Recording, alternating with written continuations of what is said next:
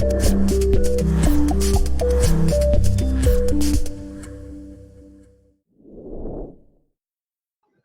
good morning again, Lloyd. Good morning, sir. How are you? Quarantine chatters, eh? Yes, exactly. Or the lockdown football guys. Well, whatever they want to call us, it doesn't matter. But we had a nice chat last week, and we're going to continue it this week. But before I do start, I'd just like to thank everybody's comments and everybody that's viewed last week's session, which was really encouraging. On the back of that, people have been contacting the football club to see how they could ask you questions, Lloyd. And Steve Clayton, the chairman, he set up a dedicated email. So that will be on a link at the very end of this session. But I'll give it to you now. It's questions@whitstabletowfc.club. So whitstabletowfc.club. And if you just jot your little email question down on there, fire it off. Then the next session we get, we'll try and run through as many as we can. But one thing we don't want to do is bore everybody. So anyway, here we go, mate. Let's start again. We're going with the first league game of the season at home to Sittingbourne. The only comment I've got to make about this is that we had 10 shots on goal. They had one, and it was a draw. Yeah, I think it was actually when I spoke to Ron, I think there was a few more that we had missed when we watched the game back. So I know they only had one shot on target. I believe in the end it was up to about 16 or 17 attempts we had on goal. And it was it's strange. I was obviously first game of the season, new side built together. There's always those.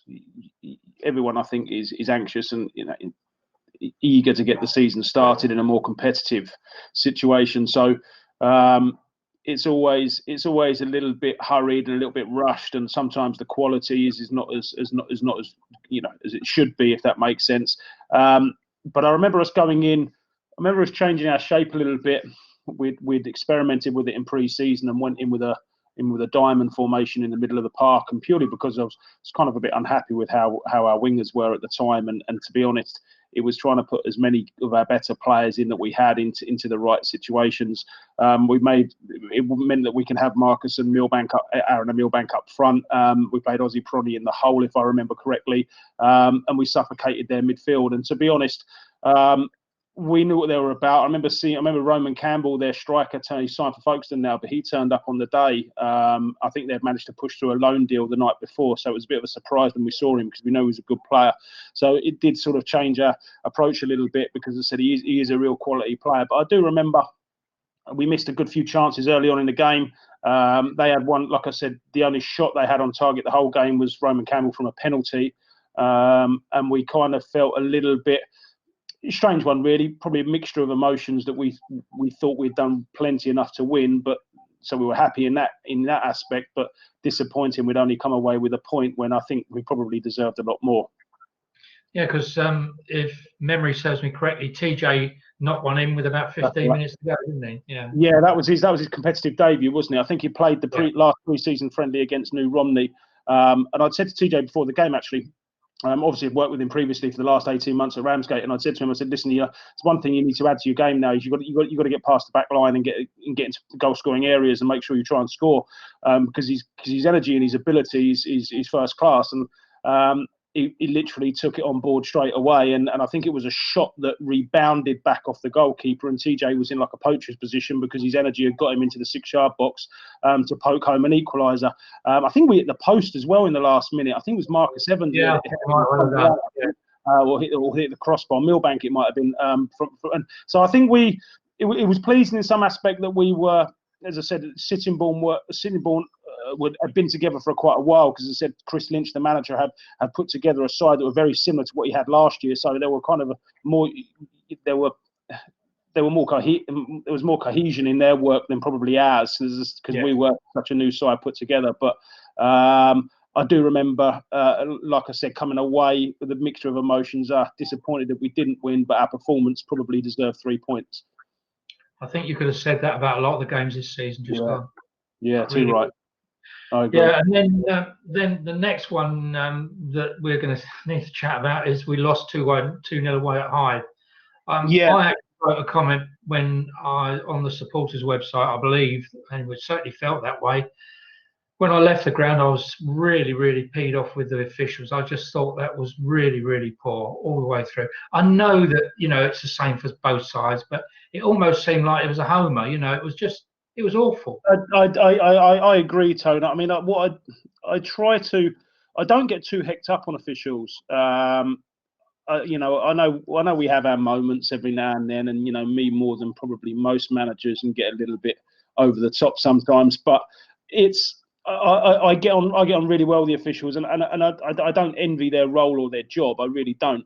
But again, you do feel sometimes that no matter what you try and do, you are fighting against the 12th man at times, and that was certainly an evening. I don't think it, to be honest, probably changed much the reflection of the result. Again, we went with the same side that done well against Sitting Bull the week before, should we say the 3 days before on a Saturday. I probably didn't do ourselves an awful lot of justice in that one. It could have gone, like you say, things could have gone our way a little bit more, and we may have got something out of it. I think they scored late on to sort of bury the game at 2-0. Yeah, 5 minutes ago. Yeah, okay. So we were probably still in there up until 80, 85 minutes. But again, I was working with the group of players that I had. Although, as I said, first class boys, absolutely. I still wasn't quite. I was still finding the right balance, and having to have a formation I probably wasn't so keen with, to be honest, Tone. It was a case of putting square pegs. What I didn't want to do was put square pegs in round holes and end up putting players in positions just to satisfy my tactical requirements, when really probably could have ended up backfiring. So we're putting the better players more in the positions that were suitable for them, and then we were having to accommodate. So we as coaches and management had to change our strategy a little bit, whilst we were still finding our feet still fairly early on. That's what you just mentioned then is something that's always mystified me in a way, because you set out the players, they go out the first half and they're playing in a certain formation, then they come in and for whatever reason you want to change the formation. Now there must be a time surely when some of the players can't quite take that on board. How does that affect the outcome? I agree. I think Paul Murray was really good at it, and Alistair Stevens, to be fair, Laney is as well. And the one thing that they're really good at being able to communicate with me is, just don't throw too much into the players. Don't try and overload them, because it can end up sort of having a negative effect.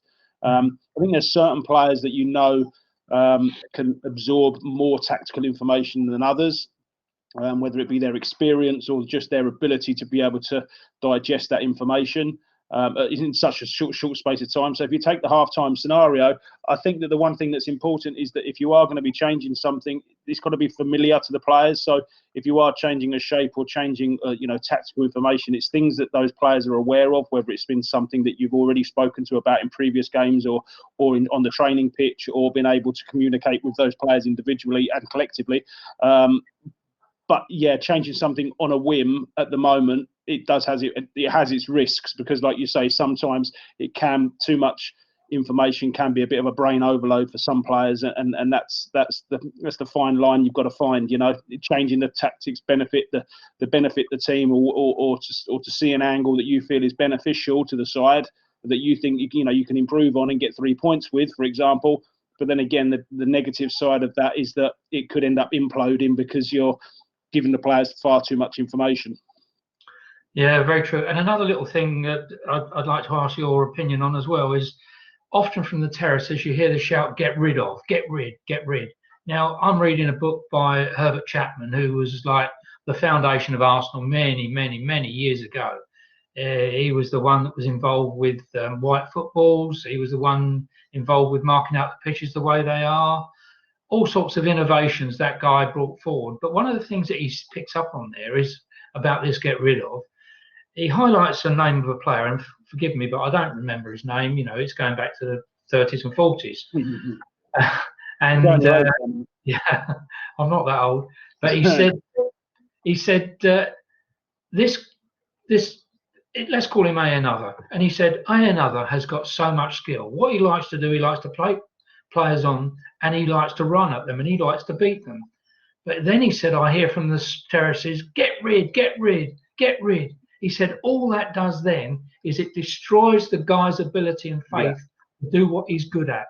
And he said, I wish that there was less of that and more support. If he loses the ball, he's gone through two or three tackles or whatever, give him some applause. Let him know that you appreciate what he's done. I completely agree. That's a really good point, actually. I completely agree. I mean, we've got a video system that we were managing to set up with, and the video system, which is, you know, kind of links to your point, Tony, is you may have seen the big green box that sits in front of the main stand at Belmont. And that films our game. I know about that, the video system that we have. I know I linked you into it as well, so you're on there and able to check out what we've got on there. But you do, you know, it's microphoned up, and you do hear that coming from the terraces or from the stands, and keeping it simple without going into too much detail about it. I just try and encourage my players to be brave, and to be honest. You know, what's the worst case scenario? You give the ball away 3 times, it doesn't matter. Don't worry about it. You know, if me as a player, Tony, to be perfectly honest, I was probably the one that I got absolute dog's abuse at times when I used to be playing, and I just think you become hardened to it. And to be honest, you know, whether it's a man and his dog shouting at you, or whether it's 75,000 people standing, you've just got to be able to try and let that go in one ear and out the other, and just concentrate on doing what what your qualities are. Certain players like to be able to dribble. Some people know their limitations and just are a head it and kick it type of player, which is, as I said, if I put them in the team, then that's what their expectations are. So what I don't want to see players do is sort of dwindle and get sort of or should we say shrink under the pressure, under the spot. Yeah, absolutely. And when the be all and end all, you know, it's in front of 200-300 fans, which is great for those fans. But as I said, you've got to be able to deal with that situation. So, bravery was always something that I put up on the board for all of our games, and that's not going around kicking people. That's just making sure that you express yourself in the right ways and to do, you know, and not to be fazed by anything. Well, after the loss to Hyde, we were back at the Belmont, and this was for the FA Cup when we played Newhaven, and we ended up winning that 2-3-1, 2-0 up at half time. That was a real little lift for everybody. Yeah, that's right. I'd spoken to the Eastbourne Town manager. Strangely, I had a link there, so I won't go into that. But I knew the Eastbourne Town manager, and obviously Newhaven in the same league as those guys. Newhaven had done really, really well the year before, so I knew it could potentially be quite a banana skin for us. So I'd spoken to those guys, and as I said, he gave me a nice little rundown of them. Again, we needed to be brave against them. They were going to be a side that do look to try and keep the ball and to try and do things well. They were a side that had been together for quite a while as well. We'd changed the shape back. We'd gone back to something that I was more comfortable with. I said to the two, we played our 2 wingers this time. Wasn't quite happy with you just said the Hyde game, and probably aspects of the Sittingbourne game as well. So I went back to something that I was a lot more familiar with, and made sure that I put players, as I said, maybe the quality of the players that we had out at that time probably wasn't as good as some of the other players, but it was a form, and it was a tactic that I was a lot more, or should we say a formation I was a lot more comfortable with. And to be honest, it came up trumps. I think we had a 1-3-1. 2-0 at half time. 2-0 at half time, and I think we pretty much saw the game out fairly comfortably. To be honest, I think Alex Anderson got his first goal. I remember our short routine corner. That was really, really well worked. Yeah, I like that. I'll stop you there for a second. This short routine corner.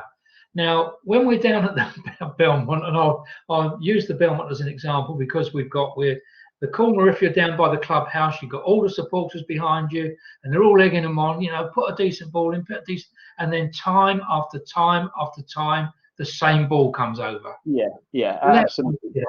We work quite a bit on the set pieces. If you were a fly on the wall in the changing room, you'll probably see about between 12 and 15 different sheets of paper or set pieces that we've got up against the board.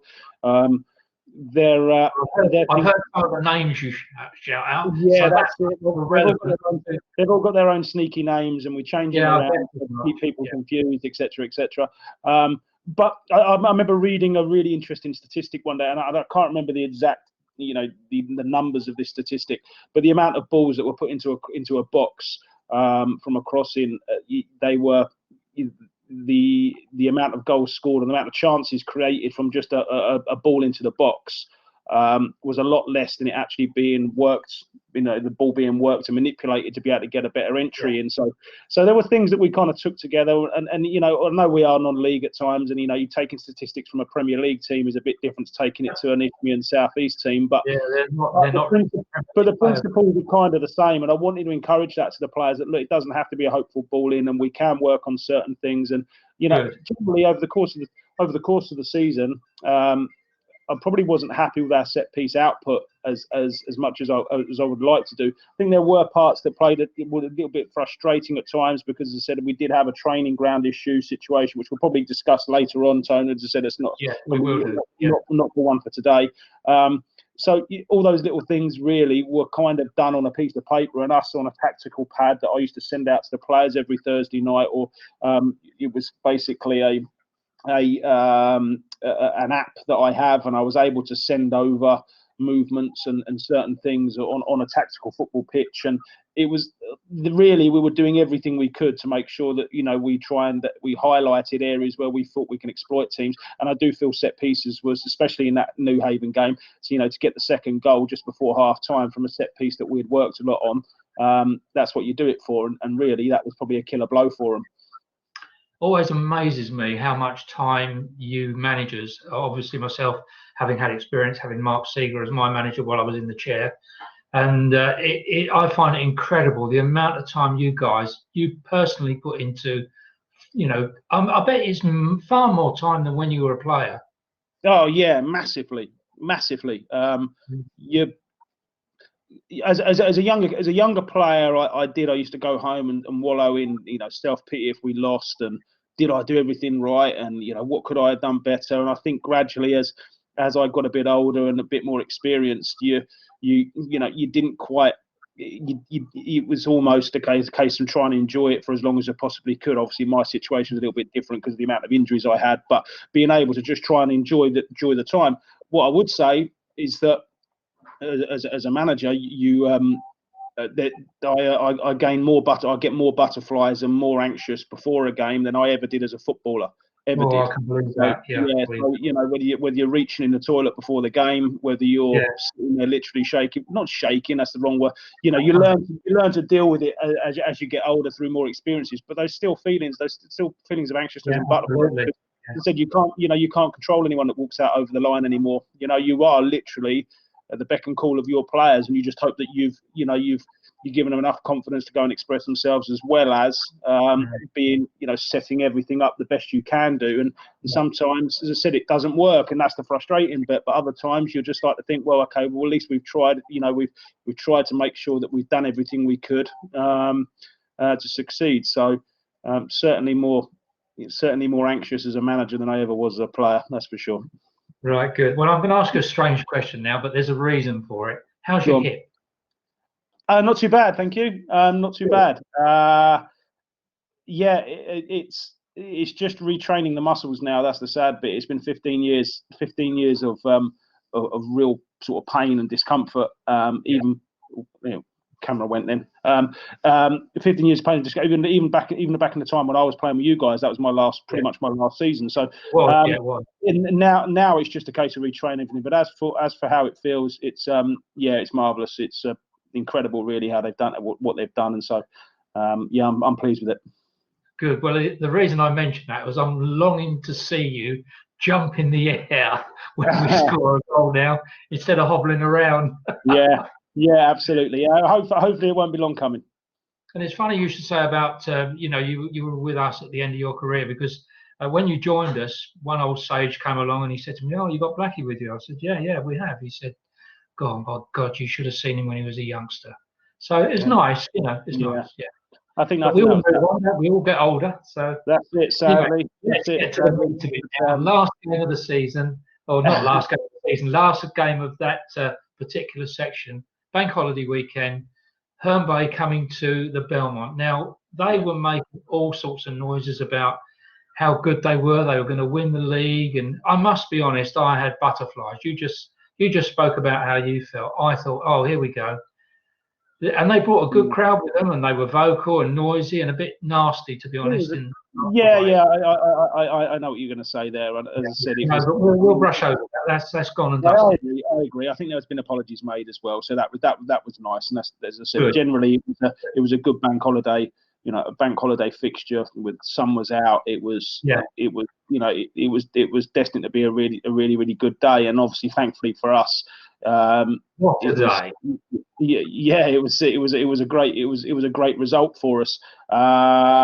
On the back end of talking about it, I don't want to go on too much tactically about it, but obviously just to give you an insight into how we kind of prepared. But the back end of the New Haven game, I remember that they had changed their shape, and it gave us with 3-2, it gave us an opportunity to look at something as well. So we changed our shape in the last 15-20 minutes of the New Haven game, and there was and again, something in the back of my mind was half preparing for the game against Herne Bay, because I knew that they had signed Ricky Freeman. They managed to sign Ricky Freeman from us, and I knew that Ben Smith was probably going to play those two guys up front, and him and Answer is the other guy I'm referring to. And I kind of wanted to make sure that we were prepared for that. So we went up in a 3-5-2 formation against them. And it allowed us also to be able to an extra player up top. So making sure that Marcus Elliott and Aaron Milbank were up top to cause their back line some problems. And it worked really well for us. It worked really well for us. I think Marcus Elliott got the first goal after sort of about 8, 9, 10 minutes or something. Yeah, goal they went flat, didn't they? They just went flat. Yeah, that's right. I did feel that, as I said, having two guys up front against the players that I'd seen Ben Smith put out, I know a few of them, and I thought our boys could cause them some problems, to be honest. So I made sure that, as I said, that those players were really, as I said to them before, your movement and your pacing behind is going to really kill them. So just make sure that you're, as I said, you are sharp, you are alert, and you are anticipating anything, one coming short, one going long, etc. And we did, and we caused them some real problems. And Marcus Elliott was, I was pleased with Marcus that day. He got his first one. I think Johnny Walker then chipped in with one, which was nice. A cross or a shot. Yeah, exactly. Well, again, it's clever because absolutely. Johnny's a clever lad, and as I said, he's experienced, same age as me. We grew up together, and he was able to identify that putting a ball into a certain area gives you the opportunity of it actually floating into the far stick. So he's just being clever and just putting the ball into a good area, knowing that if someone gets on the end of it, great. If they don't, there's probably a chance it drifts into the corner, and it's exactly what it did. So it was a great delivery in, and then Aaron got his goal for his endeavour and his tireless work he did up there, and that was a great finish, cutting in, spinning the defender, pinning him, spinning him, and hitting the ball into the far corner with his left foot. And again, we just contained them. I thought it was a really good performance for us. I think we made them look a lot worse than they were as well. So that from a defensive point of view, that was really encouraging. And again, that day, I remember it for being really vocal. I think the Oyster Boys are out that day.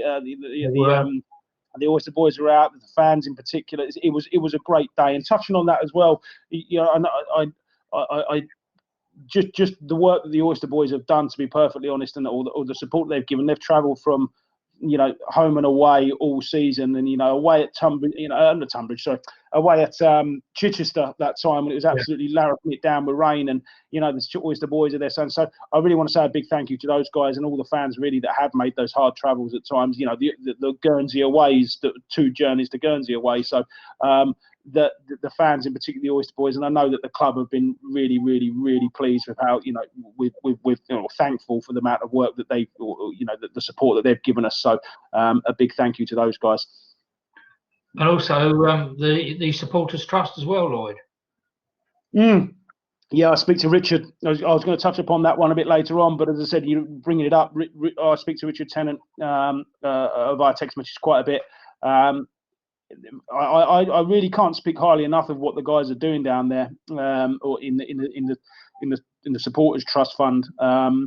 They helped with the finances regarding the TJ deal. We had to pay a couple of quid to Ramsgate to obtain TJ, and the money that was put aside by the supporters trust enabled us to get him. And I think that really, if everyone that's been seeing TJ play this year would say that's been money very well spent.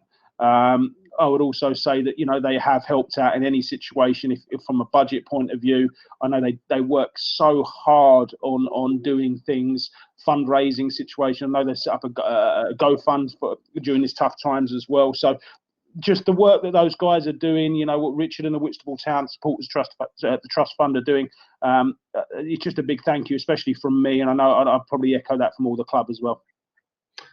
Well, that's great to hear that, Lloyd. We're basically at the end of this session, or today's question time, whatever you want to call it. I'll just repeat the situation as it is. We're keen to get you to send in questions to Lloyd, and they come to questions with an S on the end at Whitstable Town FC, all one word, .club. So it's questions at Whitstable Town FC, all one word, .club. And if you can just make them for the attention of Lloyd, and any questions you like, sensible ones. Come on, lad, you are a bunch of sensible people. I know that. But he's here to answer, and I think you'll all agree that we've got a football manager that knows his stuff and talks a lot of sense. I had a couple of texts in the week, Lloyd. You'll be embarrassed to know that one of the guys said, "At last, we've got a guy that talks football sense," and I thought that was really good. So, it's really good. So yeah, compliments to you, and thanks to everyone that's watched it, viewed it on the tellies, on laptops, on phones. I'm not going to give you a number, but you'd be astounded. Lloyd and I were really taken back by how many people have viewed this and been logging into us. So keep doing it. It's a taste of football while football's not around. And that's why we want you to get involved and ask Lloyd any questions you like. So that's the last from me. Lloyd, have you got something to finish off with? No, just everyone stay safe, stay healthy. It's just, I suppose, unprecedented times really. So just make sure we stay safe and stay healthy. And I look forward to seeing you all soon. Yeah, I suppose that's about right. We can't do any more than that, can we? Just stay safe and good. I suppose it's not good night from me, but it sounds like it. Goodbye from me and Lloyd, and we'll speak to you soon. Cheers. Take care, everyone. Cheers.